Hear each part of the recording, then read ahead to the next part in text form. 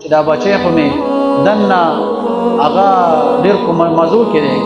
وایي ابراهیم ته چغه وکړه چې بچیه د خپل رب نه وغواړه زما لپاره چې زم خواله درشم. ابراهیم علیه السلام دعا وکړه او مور یې په سرو لمبو کې راغله. د ابراهیم علیه السلام له غاړه ورکړه، په تندي خپل کور سره کېناسته، ګپ شپ یې ولګه په اور کې او بېرته راووتله روغ رمټ. دا څو ابراهیم علیه السلام باندې د الله له طرفه چې کوم امتحانات راغلو، په هغه امتحاناتو باندې صبر وشو. کله چې صبر وشو نو د صبر سیله ورله الله تعالی داسې ورکړه چې په اور کې ورته زندگی ورکړه او په اور کې ورته بې موسمه میوې او د قرنګې جنتی هغه لباس ورواو، جنتی لباس ورواو. د دې وجې نه چې کله په انسان باندې د یو څیز د وجې نه په هغه باندې مصیبت راځي او د پې صبر وکړو، د هغه څیز د وجې نه به الله پاک د کوم څیزو د وجې نه چې د انسان په تکلیف راغلی و د صبر د وجې نه به الله پاک د دغه څیز د وجې نه په دوی خوشحالي راوړي.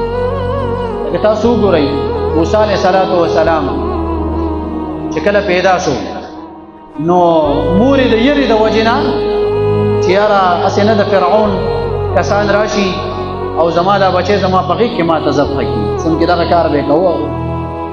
د یرې د وجې نه یو تابوت ساز کړو او هغه تابوت کې د خپل بچی کېښودو او سمندر سیند ته ور واچوو.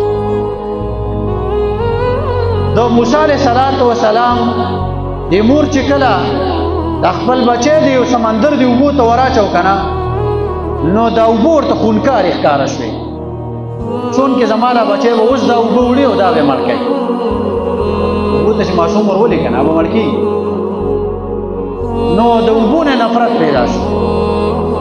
خو حق اوبو چې کله د موسی علیه السلام مور صبر وکړو او موسی علیه السلام په کړي امتحاناتو باندې صبر وشو، په کوم اوبو کې چې موسی علیه السلام ورلوېدلی و الله پاک په حق اوبو کې موسی علیه السلام ته نجات ورکړو او په حق اوبو باندې موسی علیه السلام دشمن چې فرعون الله تعالی هغه ذلیل او رسوا کړو، هلاک.